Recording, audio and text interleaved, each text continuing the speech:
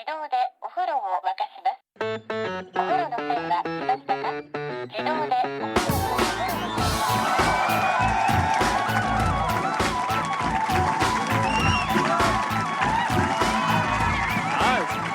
Hello and welcome to another episode of No Such Thing as a Fish, a weekly podcast. This week coming to you from the Glee Comedy Club in Cardiff. My name is Dan Schreiber. I am sitting here with Anna Chizinski, Andrew Hunter-Murray, and James Harkin. And once again, we have gathered around the microphones with our 4 favorite facts from the last 7 days. And in no particular order, here we go. Starting with you, James. Okay, my fact this week is the oldest surviving Sooty puppet has just been bought at auction, and it was bought by Sooty. No. Yeah. It was by the new guy, Richard Cadell, who's in charge of Sooty at the moment. And he, whenever he bidded for it, he bidded it with Sooty on his hand. Oh, wow. That is great. That was very cool. So it's like Sooty's emancipated himself. Yeah. Cool. It's actually more like he sold himself back into slavery. Yeah. Okay, get this. When they were on television together, Sooty and Sue were never allowed to touch each other in case things got too steamy. So this is true. Sooty and Sue, when Sue was introduced, there was a worry at the BBC that this would introduce a sexual element and too much sexual tension to the show. And so she was only allowed in on sufferance that she never touched him and that he never touched her. They didn't speak to her beforehand and go, this is what you're not allowed to do, right? Well, no. For international listeners, they're both glove puppet bears, so like, it's easy to enforce. But actually, Sue is a panda and pandas aren't bears. Oh. So there's a certain amount of interspecies stuff going on there. Yeah, true. Wow. Or not. Was she voiced by the wife of the person who did Yes. Sooty? Harry Corbett's wife played her, but then Harry Corbett's son took over the role, but his mum stayed playing the girlfriend. Oh. But it was an unusual setup. Yeah. I think he actually replaced her, didn't he? His daughter replaced her quite quickly and said he didn't want her playing Sue anymore, maybe because of that. And also, apparently, the person who took over playing Sue said she was getting a little bit older and she was finding it a little bit harder to read a script, watch a monitor, work a puppet, and smoke a cigarette all at the same time. Very uncomfortable for poor old Sue. But the sort of worry about sexuality, this was in 1964, just so you know, and they got so serious that the Director General of the BBC intervened personally. This went all the way to his desk, and he called the host in and said, I'm allowing it. But then 2 years later, they cancelled the show, and it went to ITV, who didn't care. All right. Did they touch each other? Well, then they went to Channel 4 and it got extremely steamy. Sue did actually once have a pregnancy scare. No, what? Yeah, That's part of the plot. She had a pregnancy scare, although it turned out she just had a cushion up her jumper. So, simpler times. Imagine if you went to your gynecologist and said, I think I'm pregnant. And they go, no, you just got a cushion up there, mate. And you're a man. What the fuck are you doing here? And then I took my feet out of the stirrups and I bid him good day. But the Team America guys got in trouble for their puppet sex scene properly, didn't they? So they had to re-edit the sex scene in Team America 9 times and resubmit it to the Motion Picture Association of America to say, is this okay yet? Because the Film Association was saying we can only classify Team America as in America I think it's NC-17, which is the rating that means like no under 18-year-olds are allowed to go and see it, just because these 2 puppets have sex. Which, and as I think Trey Parker pointed out, it doesn't make any sense. Our characters are made of wood and have no genitals. And yet... It's a very rude scene. It's, yeah. Did you have to go with your mum? This is like watching the Sooty show all over again. Mighty Morphin Power Rangers got banned in Malaysia because the morphin bit sounded too much like morphine. They were famously sluggish, weren't they? Yeah, well, you guys in the UK, you had Ninja Turtles, which is what I call them. You Sorry, called them, who? I'd never yeah, heard you of called them Hero Turtles, didn't you? Oh, yeah. Yeah, because they thought that you weren't able to deal with nunchucks, basically. But they still had the nunchucks, didn't they? No, Did they not swapped. just I change looked at the a name? picture today because I had no idea that this was the case. So Michelangelo, instead of having nunchucks, Just has a feather. he Oh, he just has a nice cup of tea. yeah, it's like that guy looks like he needs a hug from the hug turtle. Yeah, it was. Really? He had. No, I mean, really, they did this. Yeah, really, they changed it. So he just had a grappling hook. So Is he. that right? Because yeah. my memory is him having nunchucks. No, in the opening scenes, there's a couple of seconds of nunchucks, and then if you look at the pictures, maybe it was only for a few episodes. Maybe Right. they brought it back, but he has a grappling hook. Wow, you can do a lot more damage with a grappling hook. I know it's got spikes on the end. Yeah. Yeah. Yeah. So Peppa Pig, this year, I think, or quite recently, was banned in Australia. Just one episode it was, and it was the episode where Peppa is taught that spiders are very small and can't hurt you. It gets loads of complaints, Peppa Pig, though, for being a bad influence on children. And some of the things that parents have said about it, have written in and said, a father wrote in to the people who make it and complained that his son has started splashing in muddy puddles on the way to school. I know, but no, apparently that's bad. And another mother wrote in and said she'd asked her daughter what she wanted for breakfast, and she said chocolate cake. And another said his son has stopped eating cucumber and tomato sandwiches. And these just all sound like terrible parents. Yeah. Hey, we need to move on to our second fact. It is time for fact number 2, and that is Andy. My fact is that mountains are partly shaped by salmon. Wow. What? Wow, this is true. This is absolutely true. Salmon play a significant role in the shape of mountains. It happens over a long period of time, obviously. But, so salmon swim upstream to spawn, and then as they do so, the female kind of stirs up the mud and the sediment at the bottom when she's making a kind of nest in the water. And that means that the river channels erode faster, and it means they erode downstream faster. And over hundreds of thousands of years, a landscape where salmon spawn could be up to 30% lower than a landscape with no salmon. Wow. Yeah, that's amazing. There's a thing that one of our friends at QI mentioned the other day, actually, which is that they're thinking of painting mountains white. So this have you seen this? It's in the Peruvian mountains. This is a guy who's going around painting them white to combat global warming. Not just one guy with one paintbrush, though. It's pretty much slightly. To begin with, everyone thought he was nuts, and he said because all the ice and all the snow had gone off it, and so it just was bare mountains. And he went, "Oh, I'll save the ice and snow by painting it white again to look like it has ice and snow." But that's not why he's doing it. That's not why he's doing it. I stopped reading the article there. Okay, so he's not gone. Oh, I'll save these mountains from not being covered in snow by making it look like they've got snow on them. Maybe that'll convince them. It's it's so that it keeps the surface cooler, because if you've got a white surface, then it keeps it cooler reflects than the if heat. you're black. Yeah, so I think the average rock cut that's covered in white paint is like 17 degrees cooler than if it's got black paint. And then the idea is that the ice will stay on it for longer, and then it can give everyone water in nearby villages and keep the vegetation growing. But yeah, mountain painting. didn't he win a Nobel Prize for that? I don't think Yeah, maybe so. you did read the article then. No, I definitely should have though, shouldn't I? Yeah, no. He got some kind of award, maybe like a Nickelodeon or Kids Award or something like that. Yeah. The tallest mountain in Colorado, is called Mount Elbert. And it's next to another mountain called Mount Massive. And Mount Massive is 12 feet shorter than Mount Elbert. I think they're the third and fourth, or the second and third biggest mountains in the whole of America. But they're next to each other, and there are a lot of fans of Mount Massive.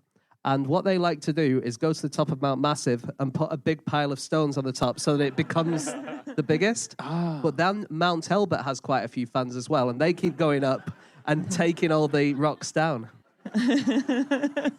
Wow. Wow. That's so cool. Colorado is boring. Here's another fact. Mountains can suffer from tired mountain syndrome.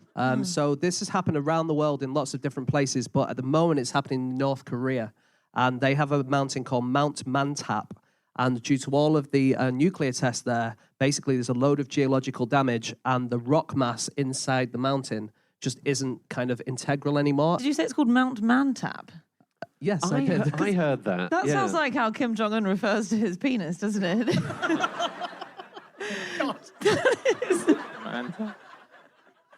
This made me think about other syndromes there might be. So this is tired mountain syndrome, just a few that I found online. Floppy trunk syndrome.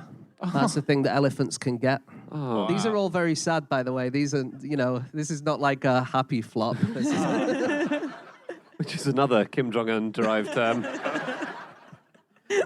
berserk llama syndrome. That's the thing. If you human raise a llama, they go crazy and they attack the humans. A wobbly hedgehog syndrome. Again, it's not a very nice thing if you're the hedgehog, but it is if you're reading the words on the internet. And there was a guy who was diagnosed with chronic lateness syndrome. Right. This is incredible. This is a real thing, apparently. It's a bit like ADHD, and it means that he can't properly gauge how long things take, so he's late for absolutely everything. You're kidding. Come on, That is- I've used this excuse so many times, and No, it is a real thing. It's very funny you mentioned that, James. Because I found out about chronic lateness syndrome, and it's weird. He lives near here, and I've invited him to be at the show tonight. And I just wonder, are you? Oh, what a shame. in 1945, when people first started testing atomic weapons, Kodak found out about it before anyone else. And I had no idea about this, but this is because camera film, is really sensitive to radiation. And they got loads of complaints from people in America saying, our camera film is fogging up. And so a scientist who was working at Kodak looked into it and did some 1940s Googling. And he deduced that they must be testing atomic bombs. And he stayed quiet for a little while because he thought, I just won't get involved with that. That's fine. And they put some atomic-proof filters around their factory, and they just didn't mention it. And then eventually, it kept on damaging their films, this radiation. And so they tried to sue the American government in 1951 for doing all these nuclear tests. That was the worst thing about them, apparently, was that they were screwing up Kodak's film. And the American government agreed to give them all the maps and the schedule of all future nuclear tests on the grounds that they didn't talk about this to anyone anymore. Wow. Yeah. And That's amazing. I know. Just quickly, Kodak and mountains. This is an interesting connection. When George Mallory and Irving, the original, supposedly almost might have made it to the top of Everest before Hillary did, when Mallory and Irving disappeared, and there's been a big mystery ever since, did they make it or did they not? There's been hunts that have been going on to find them, and the one thing they're looking for is the camera that was had by Mallory and Irving, because of the cold nature of the mountain, the film is preserved, and Kodak say, if we find the camera, we'll still be able to develop it at this point. So they do searches. So one thing was when Hillary went to the top of the mountain, he did a very basic search for Mallory. He was looking for two things, the camera, and the other thing was a picture of Mallory's wife, because Mallory said he was going to bury a picture of his wife on the top of the mountain. So Hillary got up there, didn't find it. Then in 1989, people went out to look for the camera, and suddenly, perfectly preserved on the snow, was Mallory, the body of Mallory. And they found everything on him. They had his goggles, perfect condition, his ice pick, they had his wallet, they had everything. The one thing they didn't have was his camera. So it must be on Irving, but they were so close to finding out. And check this out, another thing they didn't find inside the wallet was the picture of his wife. Ooh. Dun, dun, dun. But then again, if I was dying, I would quickly throw away the photo of my wife. Yeah, you're right. So you wouldn't be looking at it with your dying breath. You'd be like, oh, fuck. I'd want her to be remembered as the wife of the man who first climbed Everest. And to successfully do that, sometimes you have to cut some strings. I'm sorry if that sounds harsh. She would have understood, I think. She would have understood. Do you know how tall the smallest unclimbed mountain in Japan is? I'll give you a clue. It's in Osaka. I'm going to go for 12,000 feet. Okay. That's high. I only work in meters, so I'm going to go for the tallest unclimbed one. Smallest. Unclimbed. The smallest mountain that no one has bothered to climb. This is the most ridiculous question I've ever been asked, and I'm going to go for 1,600 meters. Okay. I'm going to go for 4 meters. Yeah. Hasn't grasped the metric system yet. So what's 4 meters in feet? It's like 12. 3 feet. No. No, like a meter is longer than a foot. Okay. Dan's got big feet. Dan's good. You know what they say about men with big feet? Big man tap. It's almost like no one cares how tall the... No, amazingly, Dan is almost absolutely bang on. It is 15 feet above sea level. No! Yes! It's not a mountain. It is a mountain. The Japanese Geospatial Information Authority are very relaxed about what qualifies as a mountain. I'm not kidding. It's it's called Mount Tenpo, and it's basically a pile of dirt which was dredged out of the harbour in 1832 to allow vessels to sail in to the port. And that is not even the highest point in the park it is in. But Japan's National Tourist Organization have said that they do have a mountain rescue unit in case anyone gets lost on the slopes. Okay, should we move on to fact number 3? Okay, it is time for fact number 3, and that is Jasinski. Yes, my fact is that when King George VI married the Queen Mother, the Archbishop of Canterbury wouldn't let them broadcast the ceremony on the radio in case people listened in the pub without removing their hats. This was the BBC really wanted to broadcast it. It was 1923, and BBC had just set up this radio station. They wanted something to broadcast. The royal wedding seemed like the right thing. He wasn't George VI at the time. This was before he was king. But they asked if they could broadcast it, and the Abbey chapter said, absolutely not, veto, because people will listen in the pubs, and worse, they may listen with their hats still on, and it might be received in an irreverent manner. So no did less. people used to keep wearing their hats inside the pub, generally? No. I think just like if you were really a complete layabout, you know, if you're really a bad person, if you were a drunk, then you might forget to take You your might be hat wearing a off. baseball cap or something. What, in 1930? 23. I don't know if it was baseball caps you had in mind. Sure, but what I'm saying is that people do sometimes wear hats in Yeah. pubs. Yeah. So But this was the thing. So you were supposed to take off your hat inside if you were doing something like watching a very respectable ceremony. well, you And- were always supposed to, really, weren't you? Was it not an etiquette of always taking your hat off when you were inside? I was reading some of the etiquette, and it was actually really complicated. So I think on some inside moments you wouldn't. Like, for instance, you see pictures of bars in the 1920s where men kept their hats on, and that was apparently because they couldn't rely on them not being stolen if they took them off. Yeah. I think the idea is if you're in a place which is akin to a public street, so it could be a corridor or it could be a lobby of a hotel, and I guess you could probably say that a pub is a bit like that, maybe? So what, then you can leave your hat on? Yeah. Okay. Unless- Where the song came from? Yeah, that's the chorus, but then there's a big long list of things that you're allowed to... If you're in a corridor, if you're in a lobby, anywhere like a public street. Cool. You don't know that song, do you, Andy? And men had to take off their hats when the national anthem was being played in the olden days in etiquette, and it's really supposed to now as well.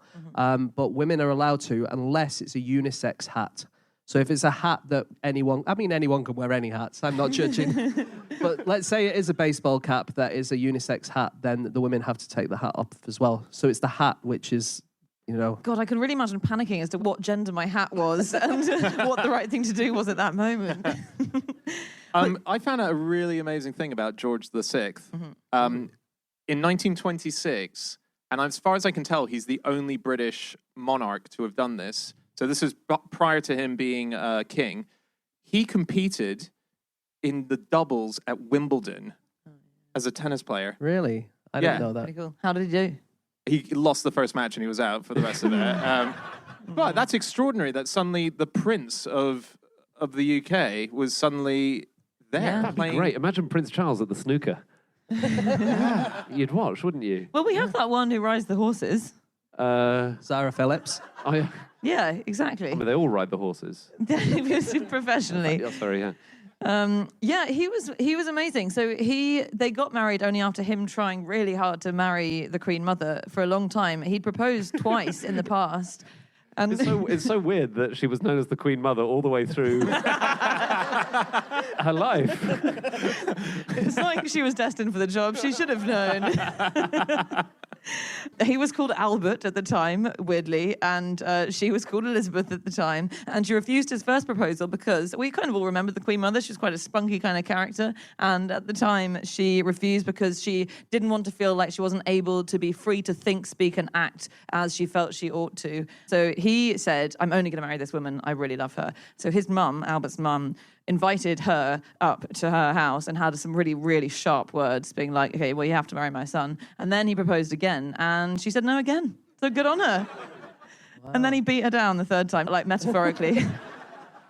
She was the first commoner to be married to a member of the royal family for 200 years, I think. Wow. Really? But she was a commoner, but she was the daughter of the Earl of Strathmore, and she grew up in Glamis Castle.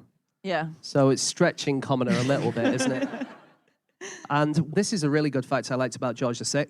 During the Indo-Pakistani War of 1947, he technically was at war with himself because he was the monarch of both those places. Oh, Yeah. wow. That's amazing.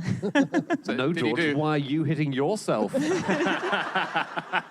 And here's another fact. When he died, there were more than 300,000 people who queued up to see his body. And that is just about the same as the population of Cardiff. Wow. Why did they all go down to do that? You've got like a weird connection to him.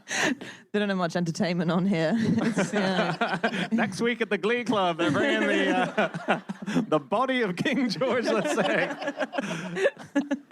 Just on royal weddings, there was a thing where Prince William and Kate Middleton got married. Another quite posh commoner marrying into the royal family. But when they got married, that was in 2011, I think, New Zealand released an official stamp to commemorate the occasion. Except what they did was they released an official stamp which had a perforation down the middle between William and Kate. Oh. So you could tear them apart Oh. and get two stamps. God. That's brilliant. Did they do that on purpose? I don't know. They apologized. Wow. That's I can't work out amazing. whether it would have been better or worse for the perforation to go horizontally and cut their heads off. They made the right choice. This year it was Pippa Middleton's wedding, wasn't it? And Yeah. in our book we have a little bit about that. Yeah. 600 people were invited to Pippa Middleton's wedding, 300 guests, and 300 members of the public who were allowed to stand in a pen outside the venue. Did they have a trough at the very least? Or a nose bag each, maybe? What was the... Well, what was they the deal? didn't say exactly why it was. Well, I guess officially it was kind of just so that the local village can kind of be part of it or whatever. But a lot of people thought that maybe it was to stop the paparazzi getting there or whatever because there's so many people. But no one really knows. But it was crazy. There were more than 20,000 canapes. Wow. 20,000! If Oh I'd my been God. there, there would have been 10,000 fewer within 5 minutes.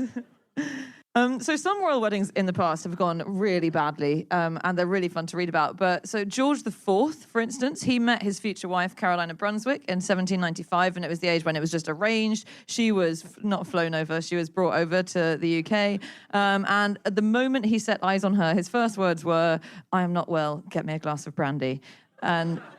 And he proceeded to spend the next 24 hours in a drunken stupor and the wedding night lying on the floor in a drunken stupor. He arrived late to that wedding and stumbled up the aisle completely drunk, and then he refused to say any of his vows until his father ordered him to behave himself. And they separated quite soon after that. Wow. I read that he only got married because Parliament said, we will pay off your debts, but only if you marry this woman. Yeah. So that's the sole motivation he had. He seems like the kind of person who would have racked up a lot of debts, doesn't he? Yeah. Sort of- And I think, did he stare at his mistress who was in the front row throughout the I ceremony? think so, yeah. Poor woman. Yeah. There was another one in 1736. There was a German princess, Augusta, arrived in London. She was 17 years old, and she had to marry the heir to the throne, who was Frederick, who didn't end up becoming king. But she was told by her mum, look, they all speak German there, it's fine, because she spoke no English. She got there, nobody spoke any German. She didn't speak any English. She was absolutely terrified. She was ushered down the aisle. She was sobbing. She was clinging to her mum's coattails, apparently, saying, please don't make me do this. The groom, Frederick, apparently just shouted the vows in her ear that she had to repeat verbatim. And then immediately after that, she vomited all down her dress and all over the skirt of her new mother-in-law. And that was the start of what turned out to be quite a happy marriage, actually. Oh, we have to move on shortly. If you guys have anything before we do. Oh, I've got one thing. The movie, The King's Speech, that was about George VI. He had a stutter. Did you deliberately? It just came out as I did it. Are you auditioning for the sequel? So Colin Firth played him in the movie. And in order to do it, obviously, he taught himself to do a stutter for the movie. Then the movie finished, and Colin Firth found himself not being able to get rid of the stutter. So then he himself had to be treated for artificially manufactured stutter. Isn't that great? No way. Way. I love that on the Dan's Wikipedia, if it ever existed, you'd look for the citation, and at the bottom, just a row of numbers. Way.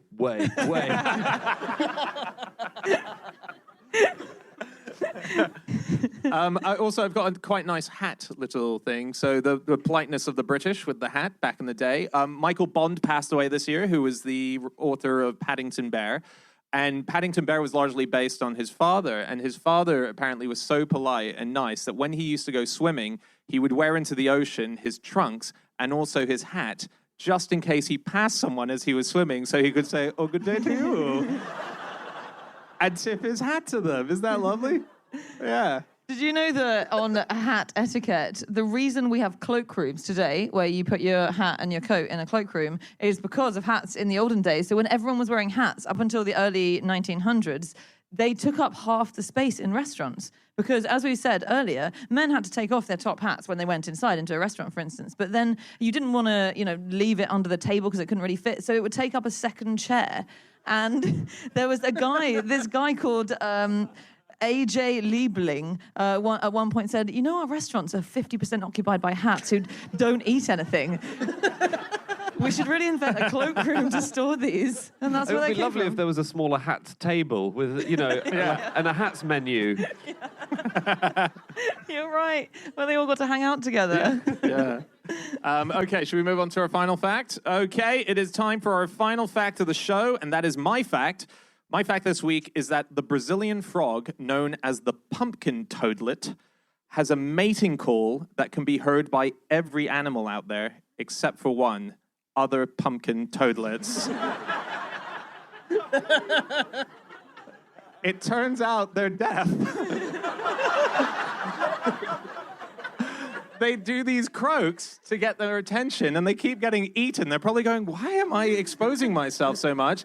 And it turns out it must be an evolutionary thing where they did used to be able to hear, and somewhere along the line they went deaf, the entire species. I think there's subspecies within the pumpkin toadlet, so there's two species specifically that are deaf. And what they think is that when they're doing the call, the way it moves their neck, another pumpkin toadlet, female pumpkin toadlet, sees the moves of like the shakes or whatever of the toad, and they're like, "Ooh, that looks like he might be saying something. I have no idea, but it looks hot, so I'll go over." And but what usually would happen in evolution purposes is that you would lose the call because you would protect yourself from predators, but they haven't. And it's the first case that we've ever found of an animal that hasn't lost the call when it's redundant and exposes it to predators. But it will be getting there, presumably. We're always surprised when we find animals that, haven't evolved into this perfect being. But presumably in a few million years it's there. We're just in the shit phase. Yeah, you're right. We're in the learning phase. When you're in the shit phase, you do often die out. You get extinct, don't you? I guess. That is so a risk for the toadlets. Apparently they do little waves as well. Yeah. They go like this. Well, I can understand why the females come a-flocking. I must admit, that isn't great podcast material, is it? Yeah. What James was doing is he was making a gesture that made it seem like he was trying to work out somebody's height. It's like you have a child and you're going, it's about 4 foot, 5 foot, 4.5. Yeah. What's that like? 4 meters, 3 meters? Yeah. 5 or 6 meters. 5 or 6 meters, okay. Yeah, so fortunately for the frog, it happens to be the case that, and it's like a bright orange color. Yeah, they're really tiny, aren't they? They're really tiny. They're like the size of your thumbnail almost. They're really super small. Yeah, and their call is quite soft as a result, but they still can be heard by the predators. But they are incredibly toxic, so if they do get eaten, they might end up killing the predator anyway. So they're probably just being really cocky, and they're just going, "Hey, I'm here. What are you gonna do? Nothing." Do you know that there's a type of frog called a cocky frog? No, really? Yeah. It's in, I think, I can't remember where they're from. They're from an island somewhere, but they're now on Hawaii, which is also an island, but it's a different island where they're from. But they're on Hawaii, and they make a hell of a racket. They're really, really loud. And a load of people in Hawaii are really hating this because it keeps them awake at night when they're mating. You just get loads of horny frogs just making loads and loads of noise. Yeah. That's like there's something called so I was looking at other sounds that animals can make, and I was wondering, do fish make mating calls?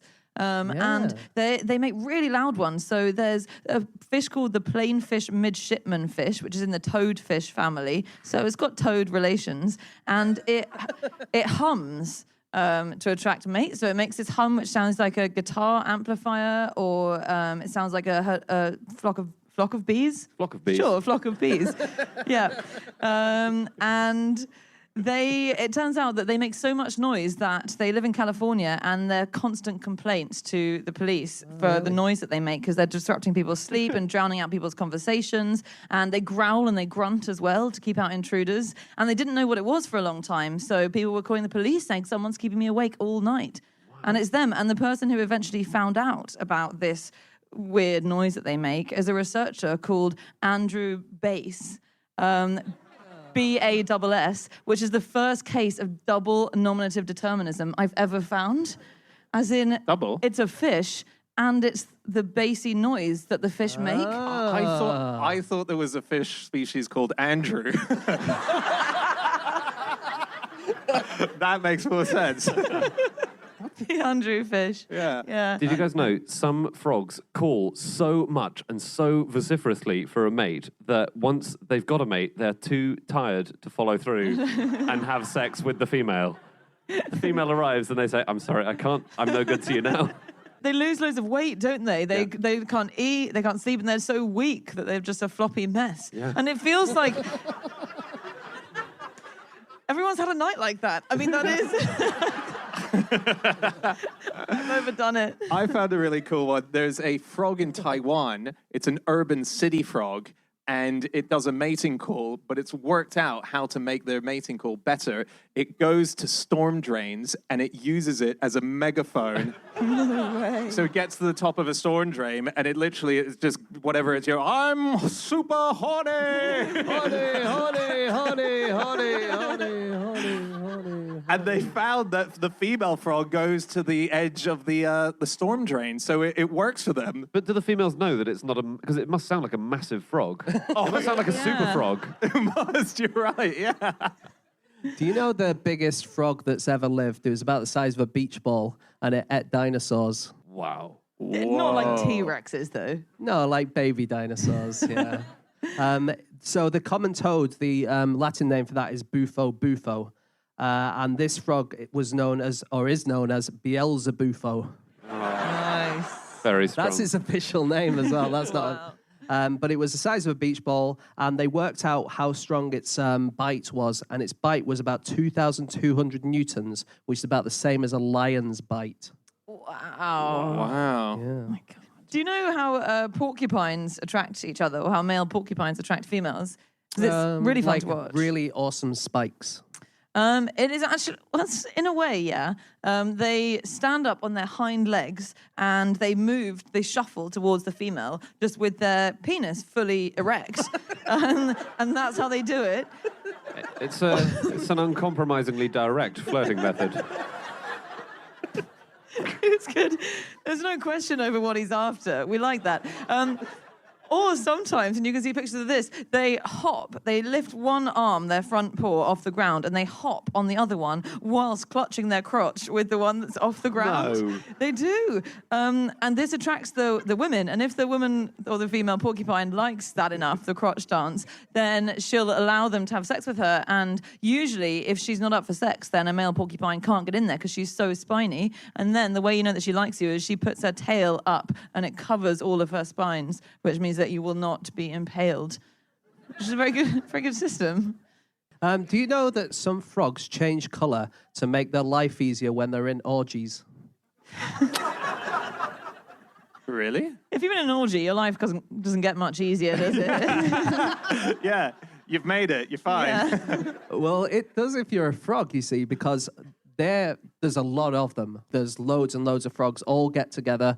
Might be a particularly nice puddle or something. But these are in some species. They all get together and they'll just shag anything. Male, female, tennis ball, whatever. There are some pictures of tennis balls landing into this orgy of frogs, and all the frogs just go for it. Really? What happens to the match? George is 6 going, damn you! Yeah. So that's what happens. But there are some species, a lot of these species who do this kind of group mating, they also change colour, and no one was really sure why. And it seems that the reason they do it is to say, I'm a man or I'm a woman, keep off me. Oh, wow. It's like when you go to those parties at uni and you have to wear a traffic light colour depending on how available you are. Yeah, exactly. But the problem is, at the start, they're all green. Have you heard of this thing? So when frogs it's called explosive breeding, isn't it? They do this thing called explosive breeding, which is instead of mating all year round, they have one session, every year, and all the mating happens then. So some females, because there's a horrible crush of bodies, some females are crushed to death in these things. Unfortunately... It's already unfortunate. Yes, yeah. Let me put the comma in a different place. Some females are crushed to death, unfortunately. But the male frogs will still mate with them successfully. Wow. Successfully. Okay, so it's all about the mating happens outside the body because the female produces eggs, the male produces sperm, and they meet outside the body. So the males sort of go up and squeeze the females. Oh, God. And they squeeze it's just nature, guys. It's just nature. It can't be gross if it's just nature. No, that's not a defense for anything. And they squeeze the eggs out of their body and then mate with them. Amazing. Yeah, it is messed up. I'm sorry. So seahorse, don't boo the frogs. It's their instinct. I don't think the frogs are the ones being booed. He's pointing at me. He's saying, yeah, I know, mate. So seahorses have the best mating rituals, the best way of attracting each other, which people might have seen, but it's so great. So they change colour as well to attract mates, and then when they've got something that they think they fancy, they swim for hours and hours together, and they get their tails intertwined, and they go snout to snout, and they spin around, and they do this incredible dance. But another thing they do is when they're in the flirting period, they meet up every morning. And they hang out together for a couple of hours, and then they part ways again. They date each other. I know, it's so sweet. And so they do this sort of pre-dawn dance where they meet up. They do that, and then once they're ready on like the 4th or 5th date, or whenever you think is appropriate, then they do the full 8-hour courtship dance that ends in pregnancy. And that's You see, Andy, love. This is how you tell a story about animal mating. Yeah. There's no booing going on there. Does the seahorse then die, and then they just punches it in the head until the eggs come out? Is yeah. that the... That's the romantic climax. Right. Yeah. Sorry. I didn't think it was interesting. And I realised it's just horrible. Sorry. David Attenborough doesn't get this shit, does he? Necro with David Attenborough. He picks his targets carefully.